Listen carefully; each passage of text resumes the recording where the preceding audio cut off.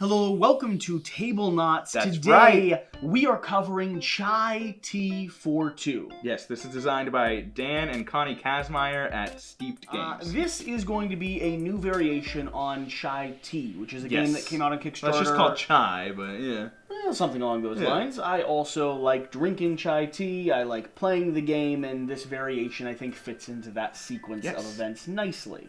That came out on Kickstarter a while ago? Sometime last year. I believe it was received to, high praises for fairly, the most part. fairly popular Beautiful acclaim. production. Yeah. Very nice production. We are working with a prototype here, and we just got finished running through the rulebook, reading through everything, sitting down, playing an entire game, and watching me whoop Jesse in a double tiebreaker. where I was going to say we both played very efficiently, very well. We both ended up scoring oddly close to each other, and he lost.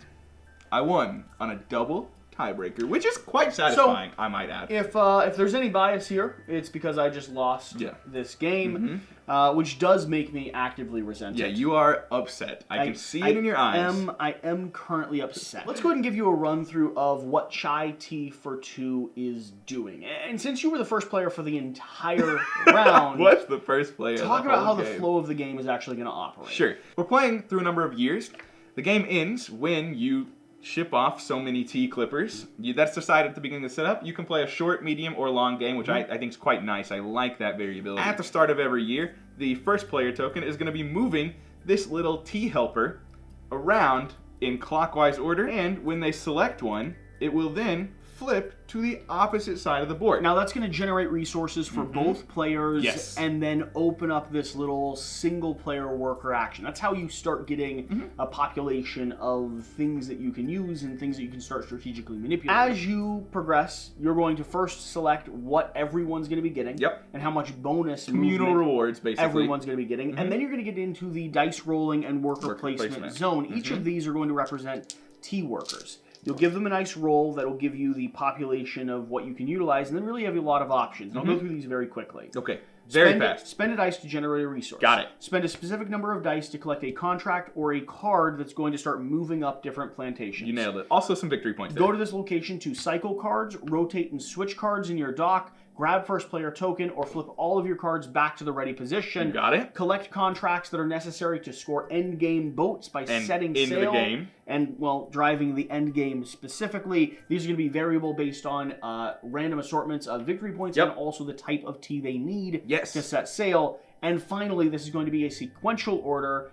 This is going to be a sequential order. This is going to be a matching set order that's going to give you a final push to move your resources up that last track. Correct. That's the crux of the game. So for a slightly deeper explanation, just a real quick, in this here area, a single dice gets you a single resource. No. I just went through all of that. But you can explain the cool things. Are you going to re-go through everything that I just listed? Because I think it's cool how there's things that are a little different.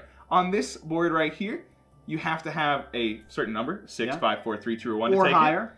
In this board, you have to have a 1 or a 2, a sequential number sequence, and then someone can take that from you with a 1, 2, or 3. They can. And then you can take it back with a 1, 2, 3, 4. A little bit of squabbling there. Yep. It's like you're going to the dock and you're saying, no, hold up. Wait a minute. Put a little love in it. Sir, I offer you 4 dice. And this one over here, it has to be equal dice, so you can only ever have equal dice. But number takes precedent, so if I put 2 6s, you get moved down to the lesser reward. But if you put 3 1s, you move down my 2 6s because the amount outweighs the numbers, which outweigh the other numbers. There's some nice player interaction. Yeah, I like that. And then moving over here to under our board, the other element of this game is going to be collecting resources at the bottom of your plantation, moving them to your boats, and shifting them up so they can set sail on your boats. The cards on the edge of your board are going to be endgame scoring. From seed to ship. They're also going to be things that start generating you movement, and so there's a balance of how soon do I start scoring points, and collecting those type of cards from this pushing the end game model. Like how soon do I start pushing end game, and more importantly, how effective do I want one type of tea to be able to move up this? Because some can certainly get stagnant and can kind of not make it into the ships. Which is where like these and the start of the game start becoming really important. So that being said, that overview established, let's talk about highs, lows, what we like, what we don't like, what we'd like to see on the Kickstarter if we were going to dive back into this thing. And I got a few things that I like right off the bat. Yeah, I'll start with one thing that I like and would like to see improved. Okay, that's fine. I just mentioned that I had a few things. That's fine. I'll go first, just like I did all game long. This is already a nice production. It is. It's not... You mean your prototype? Right. Yeah. Right. It's not top of the line, but it's nice production. But that's one thing that I'd love to see, because for a game like this, that's that lightweight game that I want to be played with the family, for me personally, I want to have the most gorgeous components possible. I find production quality matters more for lightweight games than sometimes it does for heavyweights. Exactly. I want it to be as produced as possible. And so as much as I think this is a totally sufficient and adequate and even better than normal production, a good production, I want to see them up that notch, and I hope the Kickstarter does that. I have no insight on whether that happens or not, but I'm hoping for some stretch goals, some cool dice, maybe not metal, whatever. You know what I mean. Some cool things to up this production quality that's already good. So you're answering the very last part of the question that I just offered. Yeah. What do you like? Both of them. What don't you like? Okay, I answered the first part and the third part. And what are you looking for when it comes to Kickstarter? What I like and what I'm looking for. But I'm coming back. Yeah. That was my first statement. You go next, like you did all game long. Yeah. And then come back to me again. We mean after you. Yeah. I see what you're saying. So there's a lot of things that I initially was skeptical of that I actually really enjoyed. It plays very quick and very concise. The dice placement zones actually have a little bit of meat to them. Yeah. I did feel like my dice had to be used purposefully, but I never felt too much of a crunch on that. And more, or at least most importantly, I never felt like I had a dice that was just sacrificed for the gods, right? Right. It wasn't ever, I rolled so poorly, I was never able to use my dice. Right. This center board right here is the one that doesn't have any requirements. Yep. And there's still good things to get. Yep. There's still powerful abilities, especially the swapping of your... Even just the spend a dice to generate a resource. Yeah, that helped you out tremendously on the last turn towards of the end game. Not enough. Not enough. But you tie. I just won because I had more chippers released. It did help me out significantly. I agree. I think there's a lot of meat on the interaction with the... I love the interaction. That's what I was going to go with. It's a dice placement, worker placement, but you can displace me. But I can say, no, sir, I'm displacing you back. I'd say the thought between those two boards is by far one of the most interesting. Yes, these two boards are the coolest. I glanced over into your dice pile just to see. Oh, yeah, it makes you pay attention. Not what you are going to do, but I'm like, is he going to spend that 5 somewhere else? Right. Maybe I'll wait for him to try to do that, because he'll take it from me. I looked at my dice pile. I have 2 5s. I look at yours. You have 2 4s and nothing that's 3 of a kind. I know for a fact these 2 5s get me that top spot if I want it. If you want it, you can have it. I so you're holding on. really like the little interaction in that board. I mean, I rolled a whole sequence. I knew I could take any ship You rolled a I Yahtzee. wanted. You could have any ship you want. But it would take your whole pool of dice. Something I'd be looking for on the Kickstarter. This is designed in a way that makes me feel like the game is going to be modular to some degree. Right. Zones that are the way that they're out, not resources. Just a folding board. Yeah, and I don't know if it's just the design. I don't know if it's the prototype. I don't know a lot of things. Yep. Me neither. Trust me. It's clear. I would like to see some expansions that add a bit more player interaction and a bit more weight. I think this is good for a lightweight kind of introductory game. I don't think it necessarily holds up in my collection without a bit more of that, modularity. Yeah, I'd love to see what they can do. Exactly what you said. And that could be more These cards. are super cool. Yeah. And these are the perfect introduction to this game. I'd love to see some more. I mean, I'm just repeating what you said at this point. Yeah, you might but some more that can basically, once you've played this enough times, you can toss it in and advance a little. The player resource track is really cool. Yeah, I like the way that it cycles. I like the way that it hops over into the day and night. I actually quite enjoyed the interaction with that, even though I was never the one choosing. Yeah. I always felt like I got good resources and then a choice of how I wanted to spend the coin. Well, you're always getting the 2 free, which may not be what you want because I'm the one picking. But then, no matter where I go, you're getting 6, 5, 4, 3, 2, or 1 of any resource you want or of any movement you want. There's always something you want. Yeah. Some elements that I think I'd pay attention to that I might be concerned about as a backer. I believe it has a solo mode. It does. We know nothing about it. I think it's just 2 to solo, so 1 to 2. Yeah, it's just 1 to 2 players. Yep. The solo mode for me, even though I know nothing about it, as far as I can tell just from first glance, is going to be a numbers puzzle. Yeah, it's most are. Most are. I think this one's maybe lighter than I would pull out and grab and play. It's not a super meaty, and so crunchy puzzle. I'm looking at this one from the consideration primarily as a two-player game. I would as well. Which is where the title is. It's Chai what T42. It's what it's saying it is.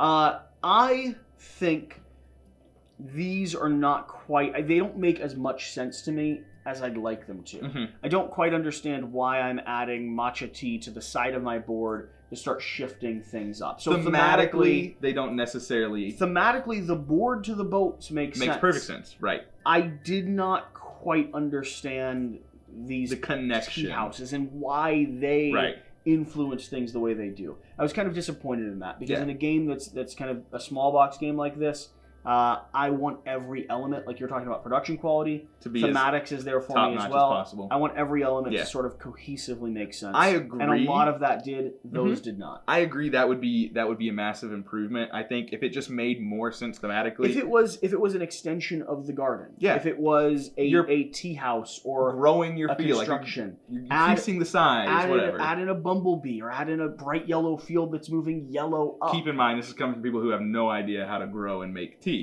But I know pouring sweet tea over a field does not increase the rate of growth. It doesn't. I can tell you that for sure. It doesn't move any of the tea forward. Someone in the comments can be like, "Actually, I'm a tea grower. That does work. Sugar, it's great for the tea leaves." Here's the other weird thing for me. The thing that I don't understand is I'm growing them here. Yes.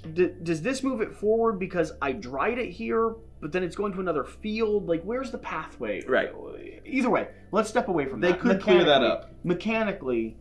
It's very sound. Is there any areas here that you think people should be concerned about, paying attention to? I think looking for extra modularity is something I'd be paying attention to in the Kickstarter. We don't have that here. No. There's no way we can talk towards it. Yep. I would just scan over the page and see. But as a front, I mean, mechanically, no, there's nothing that sticks out to me that is something you should be, something that should be cause for concern. I'd be happy to play this again. Oh, yeah. I think that coming into this, knowing what it is a fairly lightweight, but still totally enjoyable by an experienced gamer. Two-player game that you're likely going to want to sit down with your people that have an affinity for tea or have an affinity for cute games. And this is quite perfect for that. It's two-player, worker placement, resource management, and a tiny bit of engine building. I don't know that I have anything other than Targi. That's that worker placement two-player game, and this is certainly cuter and more approachable. Targi is an excellent game. I think if you liked original tea, original tea, Chai. I think if you liked the original tea, also if you happen to like Chai T, or if this one seems compelling too, if a lighter weight maybe plays in 15 or 20 minutes. I think it said for the 3 boats 25, for the 4 boats 35, and for the 4 boats 45. I think we're under that.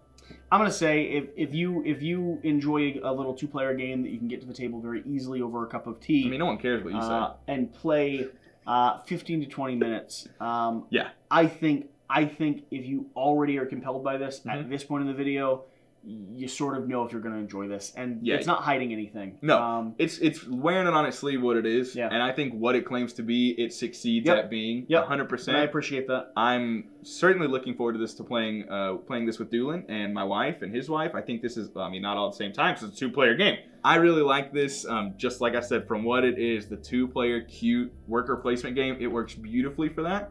I do need to play it more, obviously. We're coming off of one play.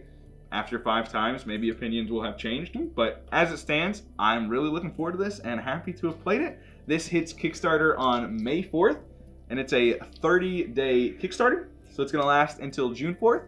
So make sure you check it out if you think this video is interested in you. And on the count of 3, let's do the customary Tablenauts ending. On a 1, 2, 3. And it's cut.